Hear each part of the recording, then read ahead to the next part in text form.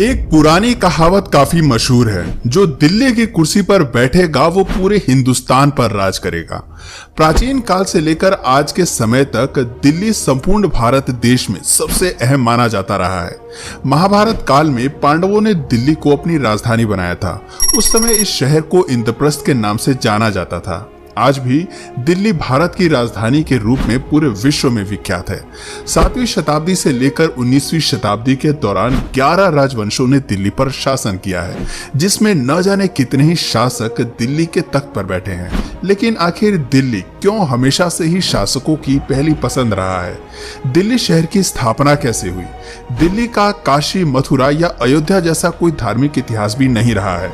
इसके बावजूद हजारों वर्षों से दिल्ली शहर पॉलिटिक्स और इकोनॉमिक्स का केंद्र रहा है। विदेशी आक्रमणकारियों की भी पहली नजर दिल्ली पर ही रही है। नादिर शाह जैसे कई विदेशी शासकों ने दिल्ली को कई बार लूटा है। आज की इस वीडियो में हम दिल्ली के पूरे इतिहास के बारे में आपको बताएंगे, जिसे जानना आपके लिए बेहद जरूरी है। राजपूतों को दिल्ली के असली संस्थापक के तौर पर जाना जाता है। 736 ईस्वी में तोमर राजवंश ने सबसे पहले दिल्ली पर राज करना शुरू किया था। अनंगपाल तोमर इस डायनेस्टी के सबसे पहले राजा बने थे। इन्होंने दिल्ली में लाल कोट फोर्ट का निर्माण किया था, जिसके आसपास दिल्ली का पहला शहर बसाया गया। इस किले को अबुल फजल ने किला राय पिथौरा का नाम दिया था। साथ ही अनंगपाल तोमर दिल्ली में आयरन पिलर भी लेकर आए थे, जो आज कुतुब मीनार कॉम्प्लेक्स में स्थित है। ये पिलर सेंट्रल इंडिया के उदयगिरी से लाया गया था। करीब 450 सालों तक दिल्ली में तोमर डायनेस्टी की हुकूमत रही। तोमर डायनेस्टी के राजा अनंगपाल तोमर द्वितीय के पोते पृथ्वीराज चौहान थे, जिन्होंने दिल्ली में 1180 से लेकर 1192 तक राज किया। पृथ्वीराज चौहान एक महान और समझदार योद्धा थे। उन्होंने पहले ही भांप लिया था कि इस्लामिक शासक भारत में प्रवेश करने की योजना बना रहे हैं। पृथ्वीराज चौहान ने सभी राजपूत राजाओं को एक साथ मिलाया और काफी हद तक विदेशी ताकतों को रोकने में कामयाब भी रहे थे। 12वीं शताब्दी के अंत में मोहम्मद गौरी ने सिंध और पंजाब राज्यों को जीत लिया और दिल्ली पर सत्ता स्थापित करने की कोशिश की, लेकिन पृथ्वीराज चौहान ने उसके मंसूबों को नाकाम कर दिया। असल में राजपूत राजा अपनी बहादुरी के साथ साथ अपने उसूलों के लिए भी जाने जाते थे। वे कभी निहत्थे और कमजोर व्यक्ति पर वार नहीं करते थे। 1191 में पृथ्वीराज चौहान ने मोहम्मद गौरी को बैटल ऑफ तराइन के युद्ध में परास्त कर दिया था, लेकिन उसे मारा नहीं। और मोहम्मद गौरी को जिंदा जाने देना पृथ्वीराज चौहान की सबसे बड़ी गलती साबित हुई। मोहम्मद गौरी ने सन 1992 में एक बार फिर पृथ्वीराज चौहान के साथ युद्ध किया और इस बार पृथ्वीराज चौहान को अन्य राजाओं का साथ नहीं मिला, जिस कारण उनकी हार हुई। पृथ्वीराज चौहान दिल्ली के अंतिम हिंदू रूलर माने जाते हैं। मोहम्मद गौरी ने अपने गुलाम कुतुबुद्दीन ऐबक को 1206 में दिल्ली का बादशाह बना दिया और इसी साल दिल्ली सल्तनत की स्थापना भी शुरू हुई। क्योंकि कुतुबुद्दीन ऐबक एक गुलाम था, इसलिए उनके राजवंश को स्लेव डायनेस्टी का नाम दिया गया। कुतुबुद्दीन काफी दयालु किस्म का माना जाता था। अक्सर अपनी प्रजा के बीच वो जरूरत का सामान बंटवाता रहता था, इसलिए उसे लखबख्श का नाम भी दिया गया था। कुतुबुद्दीन ऐबक ने ही दिल्ली में कुतुब मीनार बनाने की शुरुआत की थी और 2.5 दिन का झोपड़ा जैसी कई अन्य ऐतिहासिक इमारतों का निर्माण कराया। कुतुब मीनार का काम बाद में शमसुद्दीन इल्तुतमिश द्वारा पूरा किया गया। इल्तुतमिश ने दिल्ली पर राज करने के दौरान चाह लगनी की शुरुआत की, जिसे एक प्रकार का मंत्रिमंडल कहा जा सकता है, और साथ ही एकता सिस्टम की शुरुआत भी इल्तुतमिश के द्वारा ही की गई। इल्तुतमिश ने चंगेज खान जैसे बाहरी ताकतों को भारत में प्रवेश करने से रोक कर रखा। स्लेव डायनेस्टी की चौथी शासक रजिया सुल्तान हुई, जो दिल्ली की पहली और अंतिम महिला रूलर मानी जाती हैं। लेकिन एक महिला किसी हुकूमत पर राज करे, ये बात लोगों को हजम नहीं हुई और कुछ ही समय में रजिया सुल्तान को हटा दिया गया। इल्तुतमिश के बाद स्लेव डायनेस्टी के अन्य सभी राजा कमजोर हुए और 1290 में तुर्की आक्रमणकारी जलालुद्दीन खिलजी ने दिल्ली में खिलजी डायनेस्टी की शुरुआत की। जलालुद्दीन एक शांत और उदार किस्म का राजा था, लेकिन सन 1296 में उसके भतीजे और दामाद अलाउद्दीन खिलजी ने अपने ही ससुर की हत्या कर सिंहासन हड़प लिया। अलाउद्दीन खिलजी ने दिल्ली में बैठे बैठे अपना साम्राज्य दक्षिण भारत के मदुरै शहर तक स्थापित कर लिया था। इसके अलावा गुजरात, मालवा, वारंगल, रणथंभौर, चित्तौड़गढ़, मेवाड़ और जालौर जैसे कई बड़े राज्य अपने साम्राज्य में मिला लिए। अलाउद्दीन खिलजी ने दिल्ली में फ्री मार्केट पॉलिसी इंट्रोड्यूस की, जिससे दिल्ली में ट्रेड को काफी बढ़ावा मिला। हालांकि उसकी क्रूरता के किस्से काफी मशहूर हैं। फिल्म पद्मावत में खिलजी का कैरेक्टर आप लोगों ने देखा ही होगा। अलाउद्दीन खिलजी एक बाइसेक्सुअल था जिसके मालिक काफूर के साथ संबंध थे, लेकिन अलाउद्दीन खिलजी की मौत के बाद खिलजी राजवंश का भी पतन होना शुरू हो गया।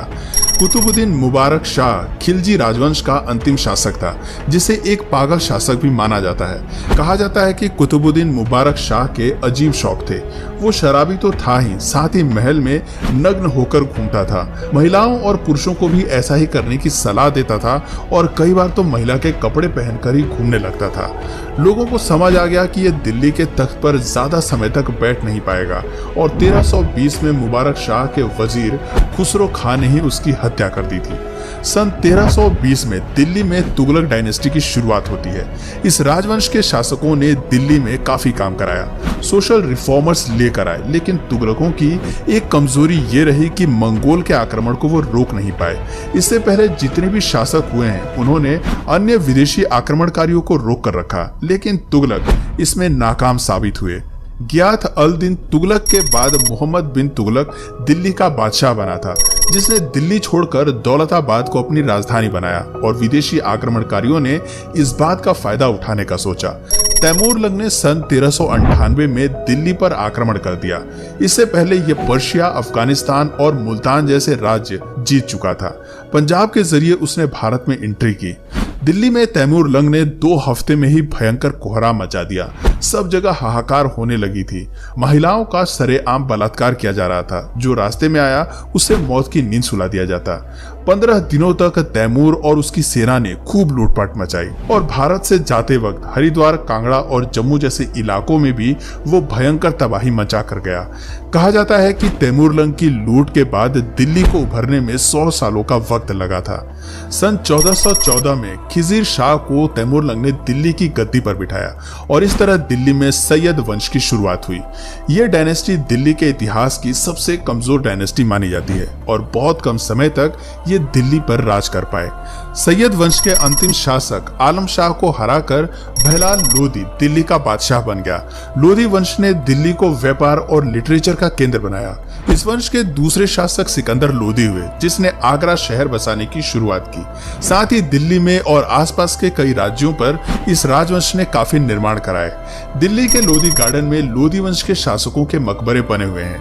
लोदी वंश के अंतिम शासक इब्राहिम लोदी हुए। इब्राहिम लोदी वैसे तो एक ताकतवर शासक के रूप में जाने जाते थे, लेकिन उसके शक करने की आदत बहुत खराब थी। छोटी छोटी बातों पर वो अपने मंत्रियों की ही हत्या कर देता था। हर किसी को संदेह की निगाह से देखता था।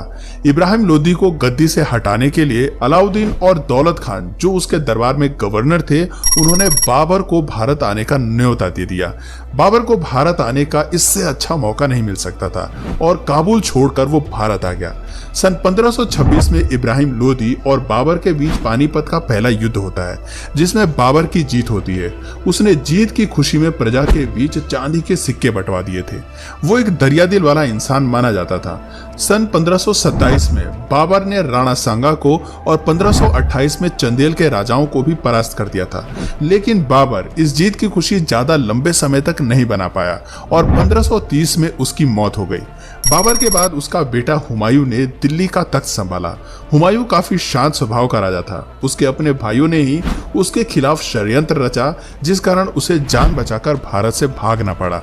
सन 1540 में दिल्ली में सूरी वंश के राजाओं ने राज किया।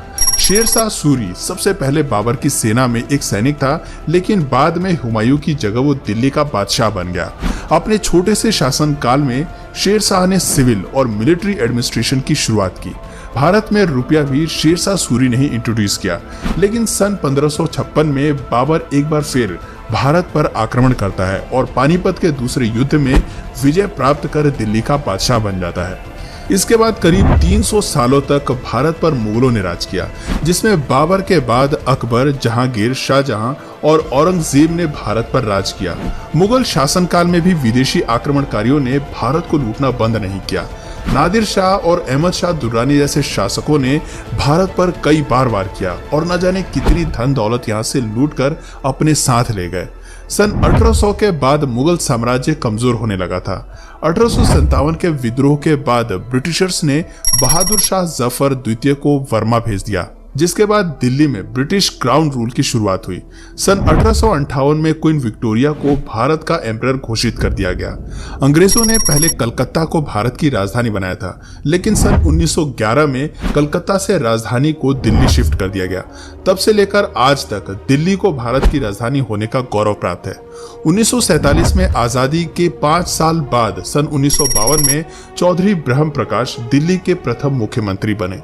तो दोस्तों, ये था दिल्ली का पूरा इतिहास कि आखिर किस तरह राजपूतों के बाद विदेशी आक्रमणकारियों ने दिल्ली पर राज किया। सैकड़ों वर्षों की गुलामी के बाद दिल्ली सहित पूरे भारत को आजादी मिली। आजादी के आंदोलन में भी दिल्ली की भूमिका काफी महत्वपूर्ण रही है। आज दिल्ली में ही सुप्रीम कोर्ट, संसद भवन, राष्ट्रपति भवन जैसे प्रमुख भवन मौजूद हैं और दिल्ली से ही 140 करोड़ की आबादी वाला देश चलाया जा रहा है। तो दोस्तों, आप किस शहर से इस वीडियो को देख रहे हैं, नीचे कमेंट करके जरूर बताइए। और अगर इस वीडियो से आपको कुछ नया जानने या सीखने को मिला या फिर इंटरेस्टिंग लगा, तो प्लीज इस वीडियो को एक लाइक करके अपने फ्रेंड्स और फैमिली में इसे जरूर शेयर करें। और यदि आप इस चैनल पर नए हैं तो प्लीज इस चैनल को सब्सक्राइब करके बेल नोटिफिकेशन आइकन को ऑन कर लीजिए, ताकि हमारे आने वाले वीडियोस आप मिस ना करें। मिलते हैं फिर किसी वीडियो में नए टॉपिक के साथ, तब तक के लिए नमस्कार।